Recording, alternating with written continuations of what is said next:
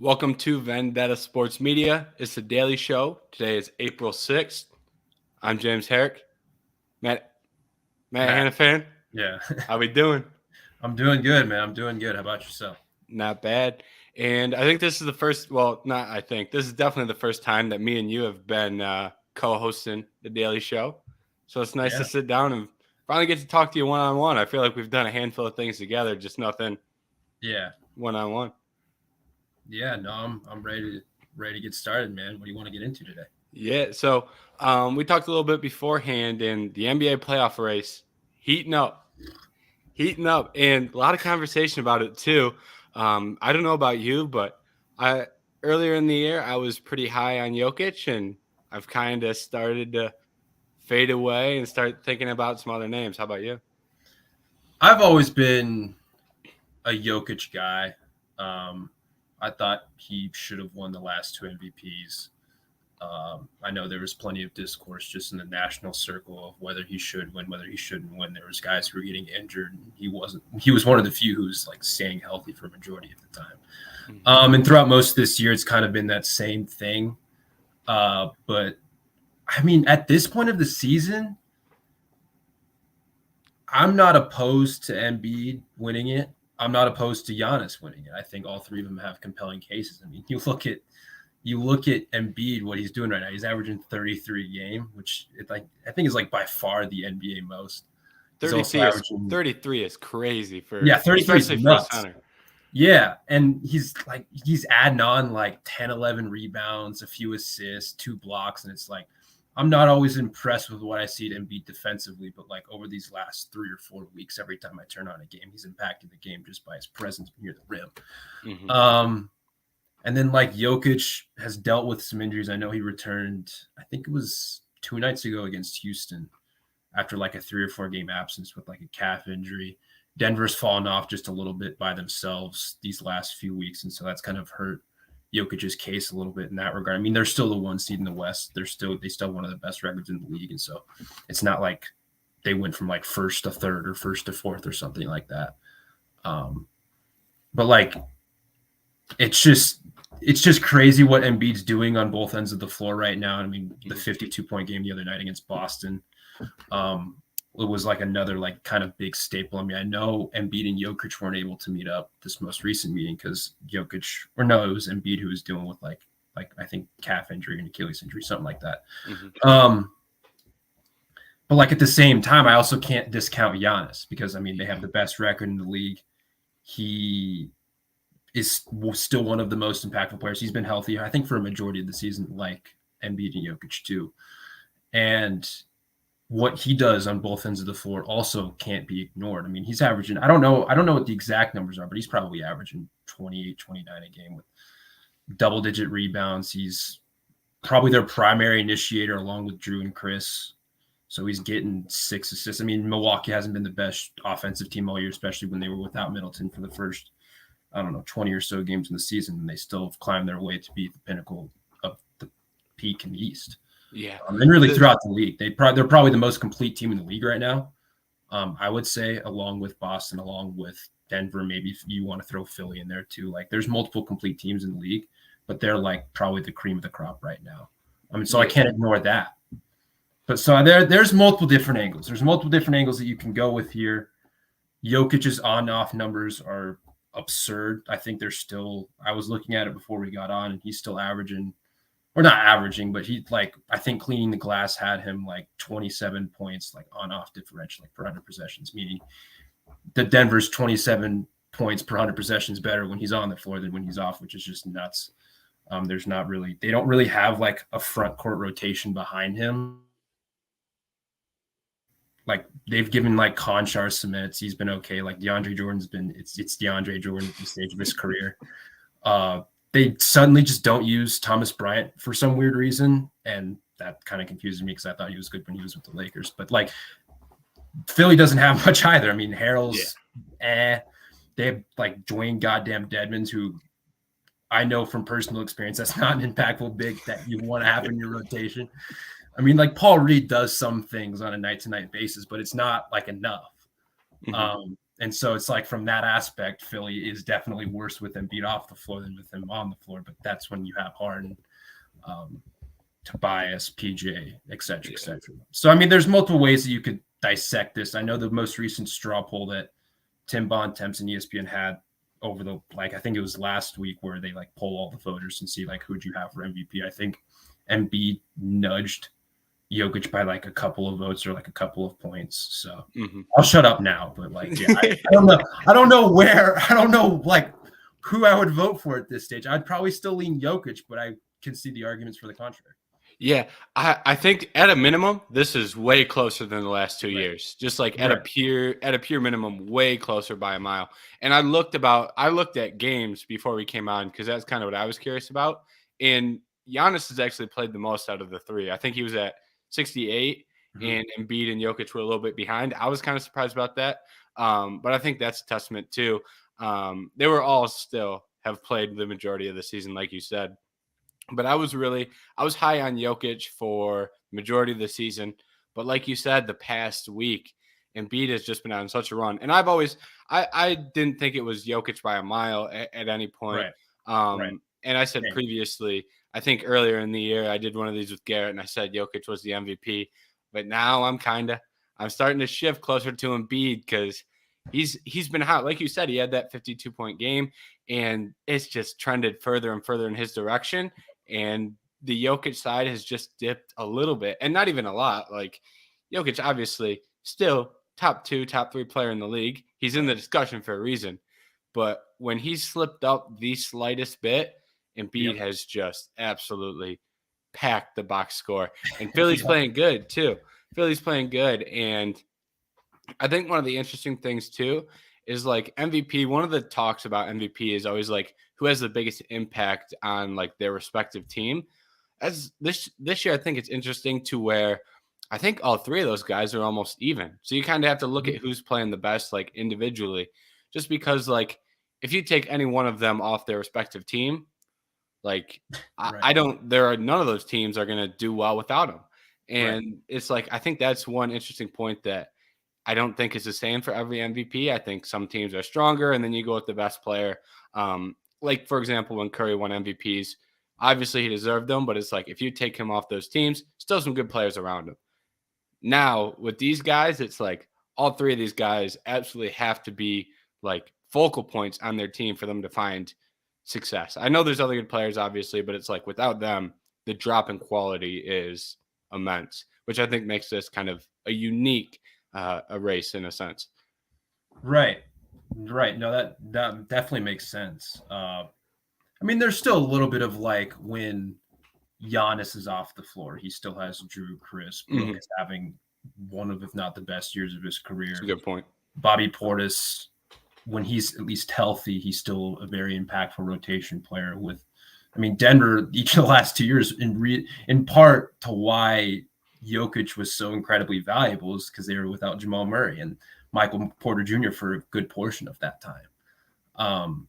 Aaron Gordon was healthy for most of that time, but like there were still some like impactful rotation players. I mean, I know there's still some nights where MPJ can't play or Aaron Gordon can't play or like whatever the case is. I mean, it's still like for that, it's way more intact for them now than it has been each of those last 3 years. And then with Embiid, like for him, it's just having a hard time for himself staying healthy because he's had multiple leg/knee problems over the last several years. And that's kind of how it was when he came into the league. And so the fact that he's playing 65 games at this level of production is just not only a testament to the team around him, but like his health, because usually it would be like he's only playing, like I think that it was either last year or 2 years ago where he was like in the MVP race for a while, but he got hurt like the last like month and a half of the season. That kind of cratered his case because he was out for I think most of, if not the entire season. I can't remember which MVP race it was, but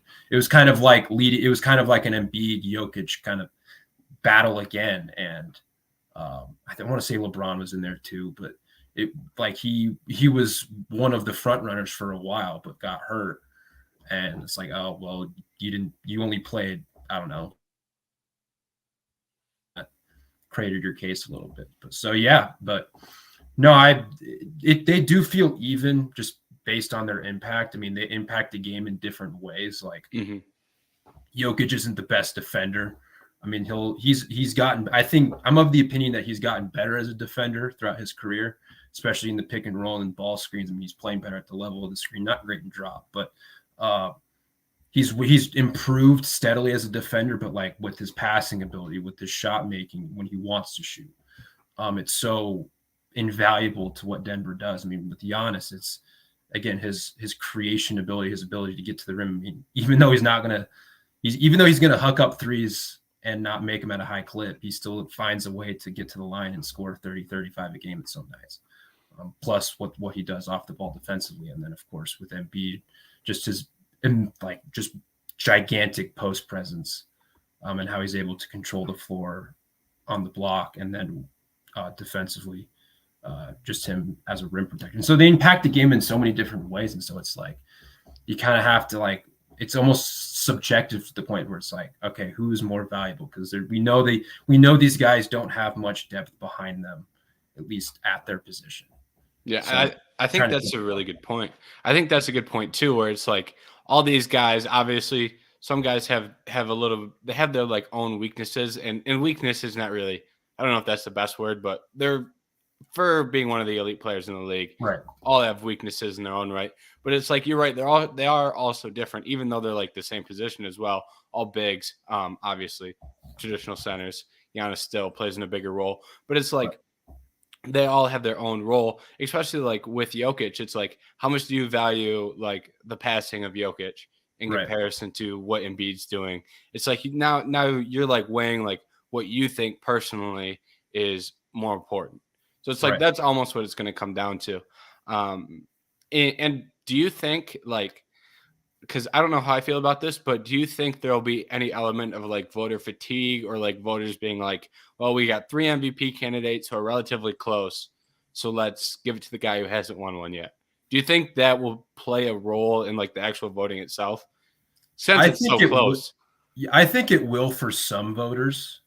I personally, like, if it were me doing it, I'm not a voter fatigue person. I think the most deserving person should win the award. But like when we go back and look at this race, there's multiple deserving candidates. And so you just kind of pick and choose between one. So I think it will play a part in one, because I think the last person to win 3 MVPs was like Bird in the 80s or something like that. Like, it's been a long time. Like, LeBron didn't win 3 straight. I don't think Michael won 3 straight.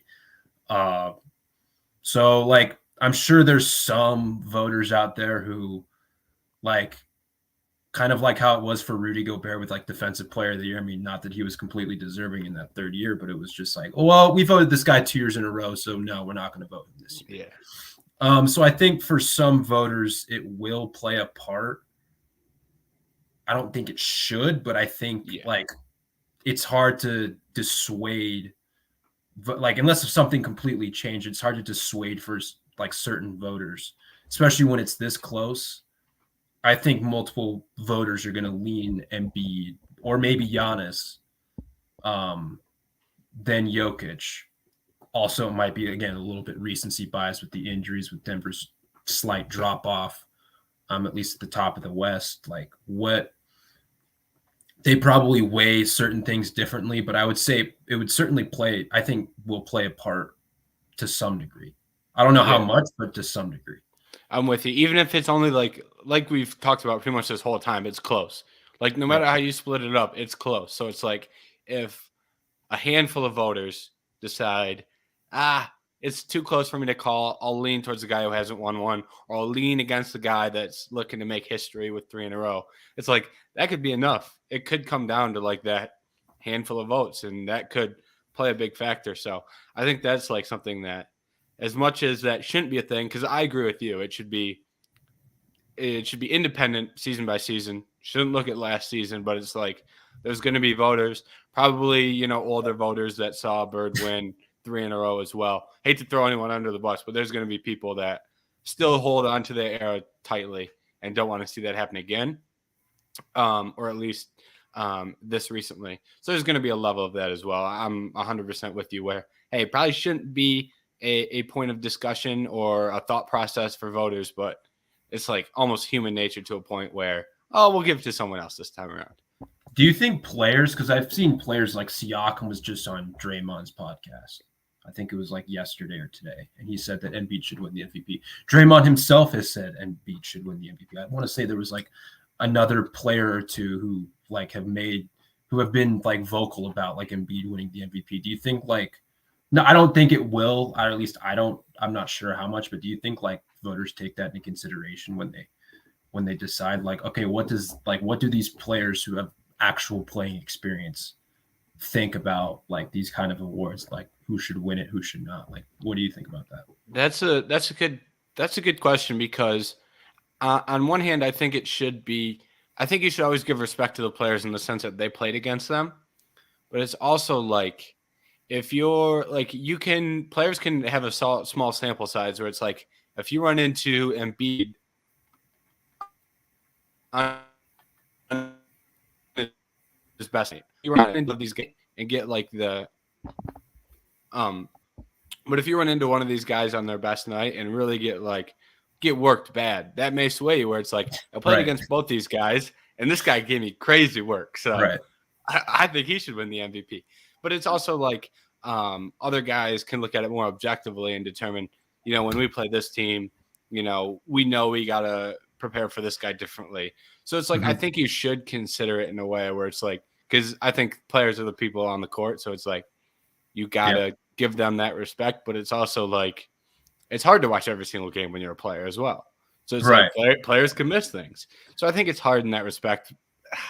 It's a tough question because I could be swayed both sides of that. Right. But I think you listen to it, but like I wouldn't let that like be a deciding factor, if you know what I mean. Right. And there's also probably some I don't know what's the word I'm looking for. Like I just know of people in the media who aren't so fond of certain players when they speak their opinion. Yep. Because of what they say or like previous takes or whatever. They don't always hold that to heart. But I mean, I don't know that's a good question or talking point. Like what is Embiid versus Jokic done against Siakam in a game or something? I don't know if I'd have to go pull up those game logs just for curiosity. I don't know how much that would decide it, but like that is an interesting point. Like I wonder if that, because I mean, what Philly and Toronto play 3-4 times a year? Maybe I don't know. I mean, Draymond's just for his instance. I mean, he's a smart enough. I trust him when it comes to like what he sees on the court. But yeah, you're right. Not all of these players can watch these games, and so they might be swayed by what happens against them. Someone asked Jason Tatum what he thinks about Embiid's MVP games after Tuesday. I don't know. I think almost a more interesting talking point would be like when you see someone like JJ Redick, who former player in the media. Yeah, exactly. Someone like that. Where I almost feel like that may be more swaying. Where if it was like if I were a voter and I heard JJ come out and like give a compelling case as to why a specific player deserved an award, that would be something where it's like I respect the hell out of JJ. So I may not agree with that specific like stance. Maybe I do, maybe I don't. But it's like, how do I take that into account when it's someone who I know is watching every game, someone who I know is very smart, someone who I know looks at it objectively? It's like that could almost be, I don't know if that's more swaying almost as a former player who is so in touch with it right now. Yeah, I mean, I want to say, I think it was maybe I'm wrong, or maybe this was something different, but I want to say like JJ has supported Jokic, if I can remember correctly, like within this race. I could be off on that. But I want to say he's made like I've seen a video or two where he's like voiced Jokic as his MVP. But again, it's probably outdated, and who knows? I mean, opinions can change day to day, week to week, especially awards when you're talking about awards. Yeah, especially with awards, like it could change if something happens. It could change like from 1 month to another or something like that. So it might be different now. I don't know. But I want to say I saw something like not too long ago about him voicing for Jokic, but I could be completely wrong. I don't know. But yeah, no, good point. I think he talked a lot when the whole Jokic and Kendrick Perkins thing was going on. I think Oh, right. he Yeah. I think he was very he defended Jokic a lot in that, and I don't know if Right. that's a reflection of his like current MVP like Right. thoughts on this year, but it's like it could. I mean, I guess that's something to kind of look out for as the season. I imagine by the time the season's done, he'll come out and say who he is looking at. And then kind of moving forward a little bit, one of the other things we're going to talk about is the playoff race, and I'll throw the standings up here on What a the shit show. screen. Yeah, no kidding. I like how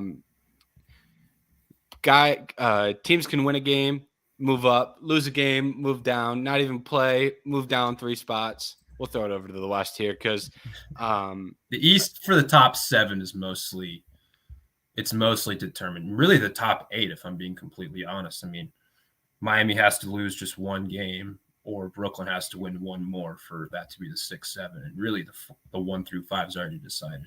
I'm pretty sure Atlanta, just based on what happened last night with Toronto losing and Atlanta winning, they're probably going to get the 8 seed. So really, top 8, top 9 have been decided in these. In the West, the West is where it gets 1 through 4, 1 through 5 is decided. No, 1 through 4, but then you get from 5 to 11, and it's just like, what the hell's happening on a basis? And it is so close too. Just like pure, like, I mean, look at the games back 10 and a half, 10 and a half, 11 and a half, 11 and a half, 12 and a half. That race is that's about as close as it gets. Yeah, I mean, the Clippers really helped themselves last night though with that win over the Lakers. That was big for them. Yeah, and they went from 7 to 5, and it's just like what exactly is this? I mean, I think Lakers have the tiebreaker over the Pelicans, but the Timberwolves would have the tiebreaker over the Lakers if that was a tiebreaker. Ended up being a tiebreaker somehow. The Lakers have, I think, I was looking at this earlier. They have 2 more against Phoenix tomorrow night, and then they have one against Utah on Sunday. I can't remember who let me look it up, who the Pelicans are facing. The Pelicans have the Knicks tomorrow, and then Minnesota on Sunday. So that's Minnesota and New Orleans could compete for that 8-9 spot. Because I know New Orleans now can't fall below 9 after their win last night. The Warriors, who just weirdly enough are in this mix after coming off their title run. Hangover? No. They play Sacramento, who might be resting players because they pretty much have the 3rd seed locked up. And if they face Golden State in a scenario, they probably don't want to use their top guys against them and, I don't know, reveal secrets or whatnot. So they have Sacramento and Portland as their final 2 games. And then the Clippers, who won last night, have Portland and Phoenix. And so there's several ways that this can go. There's a lot of matchups and not very many easy games in there. There's not. There's not very many games where you can go, okay, I think that team wins that game for sure. Right. You know, no one's playing the Pistons, no one's playing the Spurs, no one's playing the Rockets. It's going to be good on good for just about the remainder of the year. I mean, there's a couple of them with the Blazers in there. Yeah. There's a couple of them with the Jazz in there. And so that's not like the hardest matchup in the world. Does anyone have Dallas? Who does Dallas play? In comparison to the other options out there, those are certainly easier games. Yeah, and Phoenix is also in a situation where it's like most of these teams by Sunday are going to be resting guys. Phoenix is probably one that won't be because Durant, Paul, Booker, and Ayton have played like 7 games together. And so it's like we want to get those guys. We want to get those guys as acclimated as possible. Mm-hmm.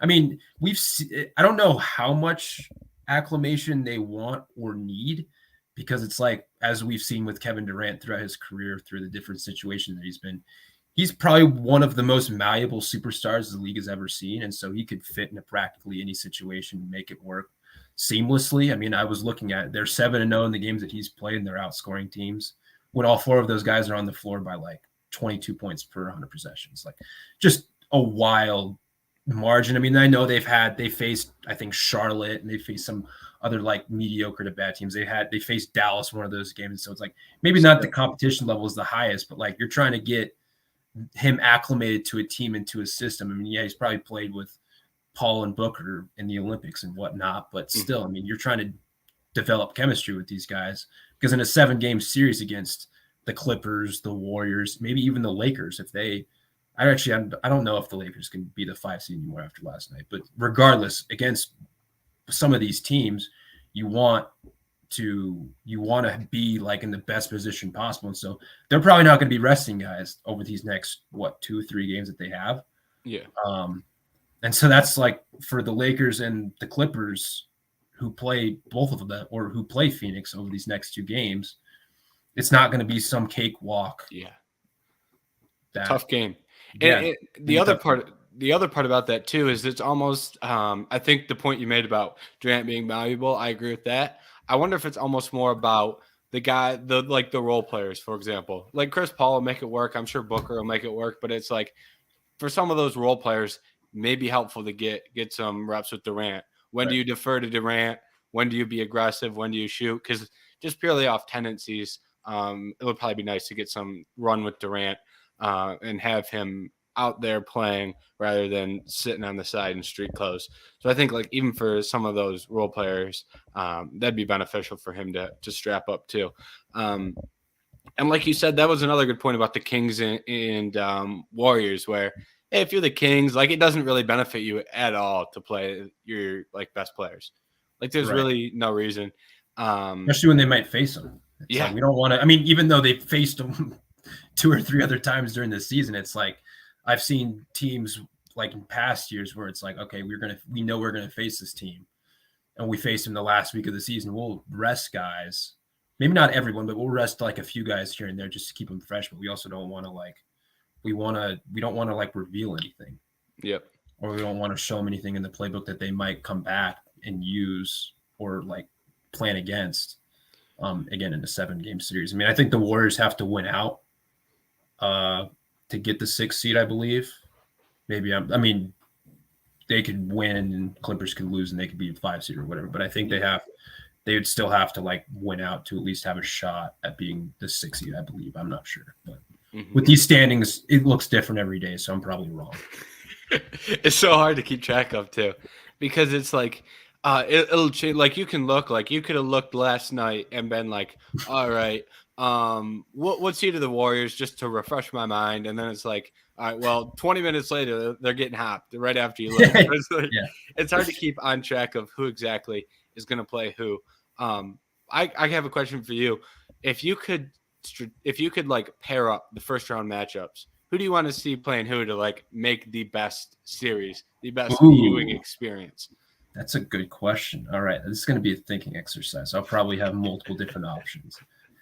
Just off the bat, for the fun of the company, the fun of the world, let's have the Lakers Nuggets first round matchup. I need it. Like it. That's a good matchup. That's a lot. That's a good matchup for multiple reasons. So Memphis. I want to see Memphis and Golden State also for multiple reasons. The Draymond dynamic. I don't think they like each other that much, and so just from like an entertainment perspective, Warriors Memphis would be fun. I'm sorry if you don't like that, Jackson. And the Warriors are a team too, where it's like you could make a case for them against anyone to be an entertaining series.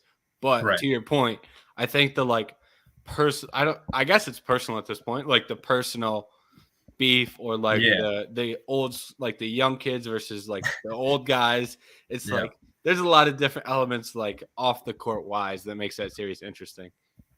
For Sacramento, I would probably, I've talked about this with McDonald's. I've talked about this elsewhere too, but I would also probably have to defer for the Lakers for the Kings. Like I think like if I were to choose a team that I haven't picked yet, I would probably say Clippers for the Kings. It's a fun matchup. But then that would leave me with Pelicans Suns. How much fun would you have with that? That's Like, definitely the weak. That's definitely the weakest of the group. I mean, if Zion was back, Yeah, that would be cool. I wish the Mavs were good. That'd make for one more like I team wish where you the can Mavs go in were there good. where it's like, man, if like Luka and Kyrie had it figured out and were like playing the best they could and they were winning games, them versus a top 4 seed would be a lot of fun. But I that's mean, just not the way it's going. I didn't even think about. I was just thinking about the top 8. I would love to see the Thunder against any of these teams. I've had a lot of fun watching the Thunder this year. I think Dagnall's done a tremendous job. I love what I see from Shea, Giddey, and Jalen Williams every night. And the fact that this team's won 38 games after their Vegas over-under was like 23.5, and they still don't have Chet Holmgren, like that's nuts. Yeah. Um, they're only getting better too. Like, yeah, they're a team that's gonna. They have a gajillion draft picks. I think they only have one first rounder this year, but it's still a gajillion draft picks in their stock that they can either trade for someone or use in the draft and continue to develop. No, it's going to be nuts with them.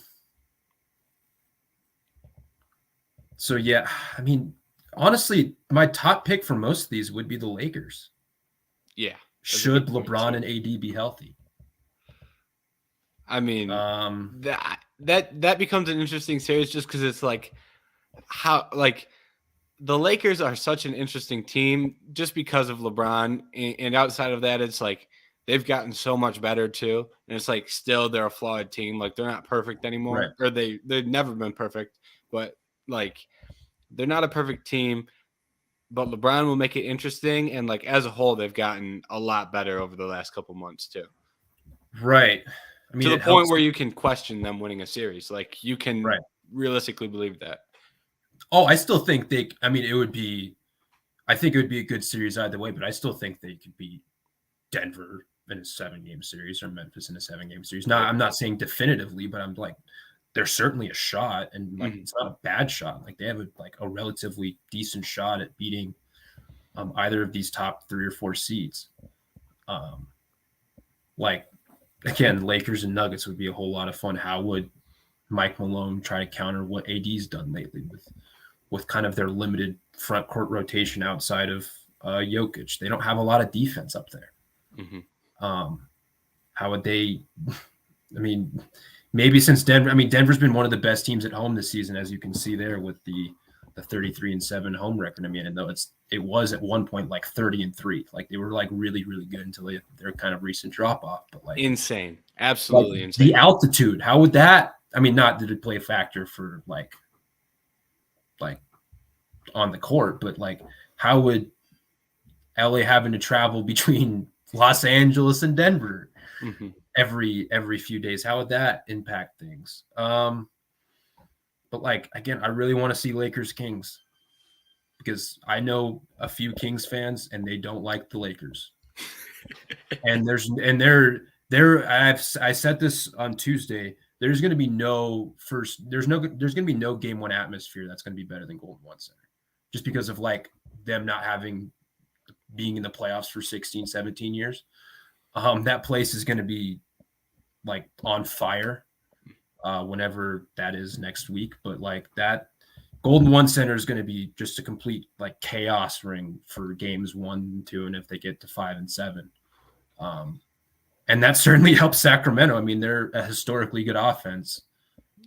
Playing at home, like that should give them at least some sort of home court advantage. That game's going to be great too, because it's like that place. Like I remember watching early in the year, like I watched them play the Pistons like months ago. It was like probably one of the first 10, 20 games of the season.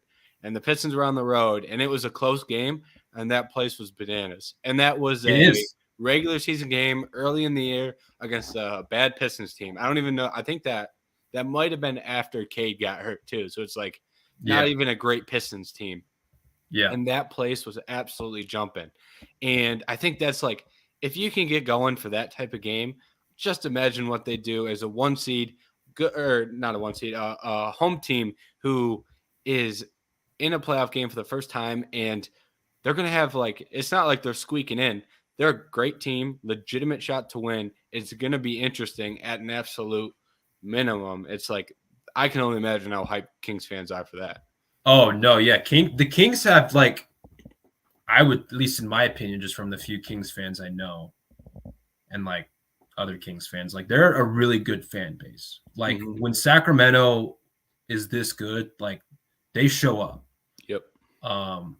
And you could say that about a bunch of teams throughout the league. Yeah, obviously when your team's good, you're probably going to have more fans in the stands. But like Sacramento, like it's a basketball town. Like they have a minor league baseball team, the Sacramento Rivercats. That's it. They don't have a football team. They don't have like a professional baseball team that's like Major League Baseball. They don't even have a hockey team. It's a basketball town. And so when the Sacramento Kings are good after however long of a depressing stretch that they've had, they're going to have a phenomenal turnout. And like, even if it was Kings Warriors, like kind of like a battle of the bays, that's fun. That would be a whole lot of fun. So my final answer, I would probably go Nuggets Lakers just for the company parity. And I just like the star power between AD and LeBron and Jokic. And so I'll have that. I'll have Warriors Kings. I know I skipped Memphis. I'll have Warriors Kings. Yeah, I know I did have Warriors Memphis, but I'll have Warriors Kings. I'll have Clippers Grizzlies, and then again Pelicans Suns. I guess I don't know. I like how that's tossing it at the end. We got the Pelicans. I just went from top to bottom for the first four, and it's just like, the Suns. I mean, you'll get hopefully like Zion. If I don't even know if he'll be healthy the rest of the year. But if he is, that'd be cool. And one last thing about Kings fans too that I love about Kings fans is they remember all the shit that people have talked about the Kings. Like they will let you know. They're like, hey, everyone said we were going to be terrible. Everyone said all the offseason moves, all the trades we made were terrible. And look at us. Here we are sitting in the top 4. And they will remind you. They'll let you know. That's the other thing that I like about Kings fans. And another reason why Lakers Kings would be so much fun is because the shit that happened in 2002. Donaghy. I think it was Donaghy. With like the refs and like how like the Kings probably should have won that series, and like it was one of their most recent playoff series, and even Kings fans today still don't forget that series. Yeah, there's legitimate reason there's legitimate reason to be mad about that too, where it's not just like, it's a little bit more than complaining about the refs, because that was probably one of the most terribly officiated series in I don't know if saying NBA history is an over-exaggeration, but it's up there. We'll say that. There's legitimate reason to be mad about it. There was a scandal from it. So maybe there's some truth to it being the worst. And it's like, it was also just a one-sided, like, again, that's why Kings fans, or in part why Kings fans, at least the ones that I know, don't like the Lakers. Yep. Because it's like just like kind of that one-sided, like, what the hell? Like, you got us. Like, that one side of kind of hate that they have for the Lakers. And it's like the Lakers like don't really care, because the Lakers are like, dude, you're the Kings. Like, why would we care? It's kind of like, I use this with Bagdonis since he lives in New York, and him and I are both Yankees fans. Like, kind of like the Yankees Mets. Like the Mets fans, at least a lot of Met fans seemingly don't like the Yankees, and most Yankee fans, at least that I've communicated with, are just like, dude, we don't really care about the Mets. They're just there. Yeah, exactly. We're just in the same city. Yeah. Maybe I'm wrong with that because I don't live in New York, but at least from like when Bagdonis and I were talking about it, like that was kind of like how it was. But yeah. And then throwing it over here, MLB has started. We're about a week in, and one of the new things here at Vendetta is the Vendetta Fantasy Baseball League. We got 12 teams. I shouldn't assume, but we streamed the draft. The teams are out there. There was a power rankings of the teams. I also never got your take on this. Were you happy with your power ranking before we get into how the season has gone so far? I'm trying to remember. I was like 6th. Middle of the pack range. 5th out of 12. Yeah, I was like middle of the pack. I mean, I want to say I loved it. I don't like being sixth, but like someone's got to be sixth. Like, Yeah, exactly. so it's like at that point, I'm like, all right, we'll see how it shapes out. Power rankings change. It's not. Yeah. We know there was only one person who really didn't like their power rankings, and I get it, but I Me wouldn't and want to be 10th either. But like just from like a normal like, I was like, I don't love being sixth, but like even myself during the draft, I was like, this could go fucking sideways really quick if these guys don't like if Corbin Carroll and Masataka don't perform. Corbin Carroll has been performing though. He Yeah, has I mean, been, yeah, on the base pass. he had a home run too, didn't he? I think he hit one. Yeah.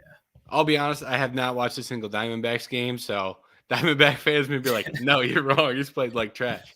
So, but yeah, I remember me and Germani did the show after the power rankings came out, and the show was pretty much us running through the post and being like, "All right, let's break down this team."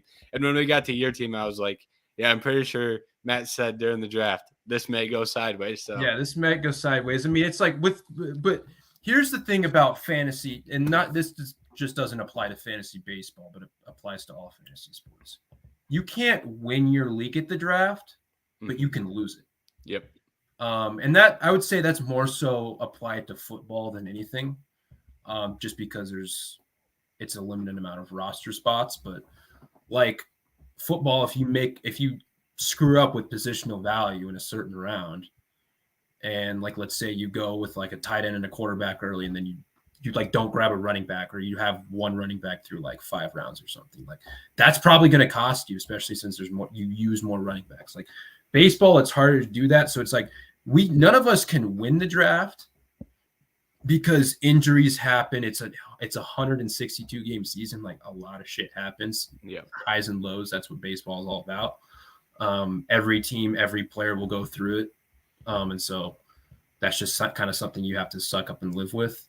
But like, so it's like, I didn't walk away. I was never going to walk away feeling like I won it, but I also didn't feel like I walked away like, okay, I have like some semblance of pitching depth, and I have like decent bats with some pretty decent upside. So it's like, I'm not, and of course, with how this goes, it's like we shift our rosters around so much, at least I do.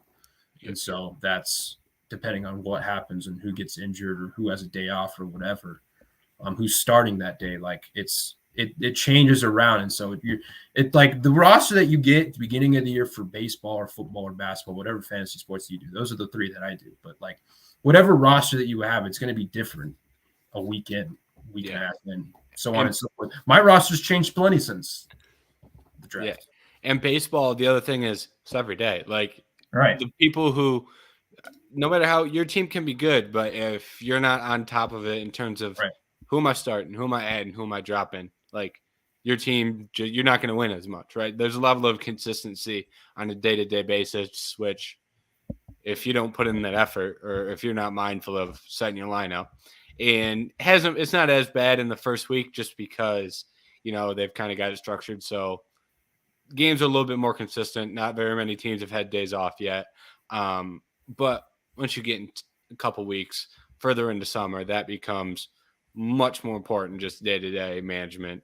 But I will say I was the 11th spot in the power rankings, and I took Were you? Yeah, it was. I was 11. I was the lowest person that didn't auto draft, and okay.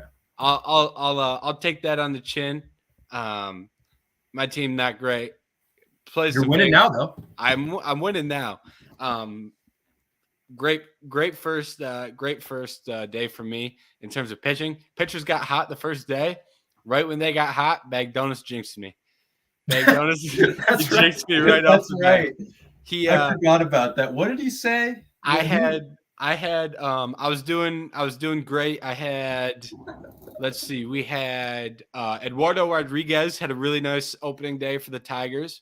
Okay. And Stroman had a great day. And he said, like, James, he like complimented my pitchers. He said, your pitchers have got me or something like that.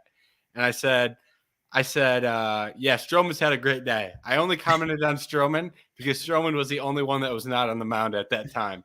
And then Eduardo Rodriguez gave up a single, walked somebody, came out. The reliever, Tigers don't have a bullpen outside of Alex Lang, and Alex Lang did not come in, which means the base paths ended up getting cleared.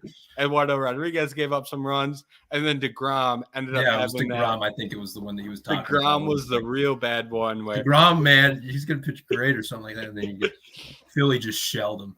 The second Bagdonis was like, James, your pitchers have done great. DeGrom just absolutely gave up yaks. DeGrom had a great day yesterday, though. I think it was had a great outing. Alex Manoah had a great outing. My pitchers have carried the hell out of my team. My batters have done almost nothing. I almost can't. I almost also can't figure out who to start. I started had MJ Melendez on the bench when he gave up a dinger, or when he got a dinger. Had Riley Green on the bench when he hit a homer. Had Marte in the lineup. Had like -3. That's also some of the beauty about baseball is there's so much like great players can go 0 for 3 with 2 strikeouts. Yeah, kind of makes it hard to set your lineup. So, but yeah, if you get on base on average 2 of the 5 times, that's deemed successful. Or if you get a hit 1 out of every 3 times, that again, you're sitting pretty well. And it's like with baseball, it is like a hit and miss. Like for example, let me pull up my team. Since I've been making acquisitions with pitchers, just to trying to just rotate guys in and out. I think it was maybe it was Sunday. Yeah, it was Sunday. I picked up rookie Atlanta pitcher. I think it was Jared Schuster, just rookie Atlanta pitcher, highly touted in the minors. Had a good, pretty strikeout track record. One of their top pitching prospects, and it's like, okay, he's going up against the Nationals, who are not a very good offense. They're one of the worst teams in baseball this year. Like, I think I like my odds here. But then I see the first 5 men get on base. And he walks like 5 batters like throughout the entire game. 4 earned through 4 2/3, 6 hits. I get -6 points for him at least. And it's just like Jesus Christ, like that did not what was expected. Like when I'm watching a game and I see the first 5 or 6 guys get on base, it's like, oh Jesus, like this is lovely out of my rookie starting pitcher. I think he was making his debut, so that might be a fault in myself, but like the same time in my head, I'm thinking, oh damn, like he was practically playing a AAA team. He was playing the Nationals. It's not he's playing the Nationals. Like you should be not doing this badly. I mean, he reeled it in throughout his start, but it still didn't look great. But then the guy who was going the same day, Jeffrey Springs, who I got in like the 2nd to last round, 3rd to last round, something like that. I've liked him as a pitcher before because I watch a lot of AL East baseball because my team's in that division. Mm-hmm. And so it's like I knew who Jeffrey Springs was. I was like, all right, I'll take a flyer on him, for lack of a better term. He went 6 innings of no hit ball, struck out 12 against the Tigers, won the game, got me 31 points. And it's like, well, way to pick up Schuster, dude. Like, I needed it because, I mean, Trey was rotating. I'm facing Trey this week. He's rotating guys in and out too, just like myself. But he unfortunately ran into the game started rule. Ooh, tough rule. And he didn't know about it, which don't worry, I've had to learn the hard way too in past years when I've done fantasy baseball. It's a dumb rule, how you're only limited to start, at least this week, 19 guys in a game. On a normal week, it's 12. And so us fantasy managers have to be mindful of, okay, who's starting when? Am I able to pick a guy up? How am I going to navigate this? If I want as many arms as there as possible. And it's a pain in the butt because Trey in our Slack chat yesterday, he's like, why are my pitchers mad? It's like you've started 21 guys this week and it's Tuesday. Or Wednesday. It's just like, yeah, just for the next week, like this is how it works. Like Trey, I don't think this is the first year Trey's done fantasy baseball from what he told me. So yeah. I'm also my first year as well. I've got a question off the back of that. If you hit that max starts, do your relievers then not get points, or can you still get the points off the relievers? You can get points from the relievers. All right. You can't get points from the starters. But here's also, I think I mentioned this yesterday in the chat when I was explaining this to Trey. A caveat of this is, so let's say in a normal week you had 10 guys start through Saturday, and like you're entering Sunday, which is that final day of the week. You can start as many guys as you want, and you can get as many points as you want, even if it's more than 2. And so if you start 4 guys, even after you already started 10, the points will count for all 4 of those guys, not just 2 of them. And so that's something like, that's an extra caveat that ESPN has for, I mean, I guess it makes a little bit of sense. I mean, I don't like the rule to begin with, but like, if I'm going to start 4 guys, it's not like I'm getting the points out of the 2 best guys or whatever it is. You can start as many guys as you want that final day, and the points will count for all of them. But just in the future days, if you have any more days left within that matchup, they don't count.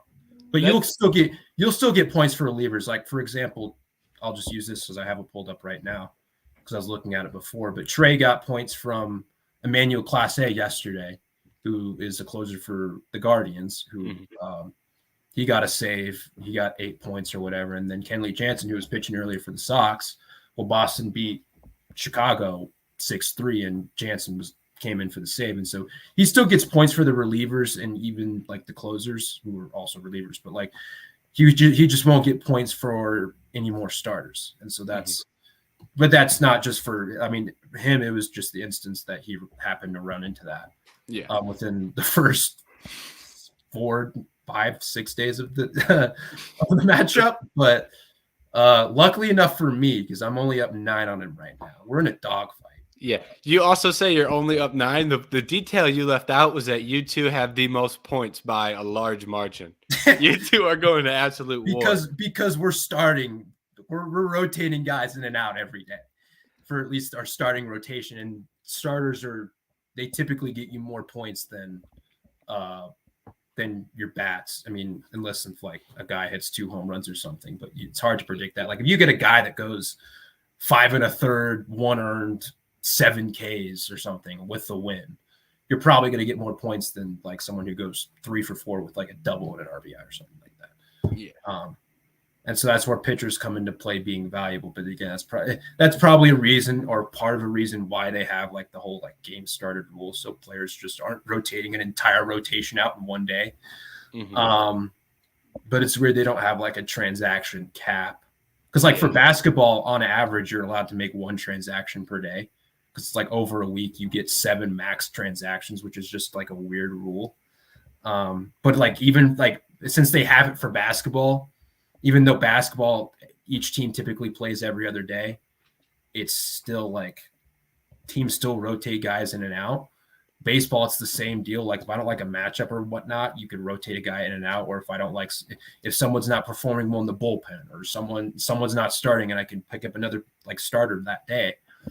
It's weird that they don't have like a transaction cap, even if it's just like 2 per day. Like 14 transactions a week, I feel like is doable for a normal fantasy owner like myself or you. Yeah, exactly. I'm with you on that too, because it makes it harder to manage too. Because it's like in the week to week like transition of what day do your starters go.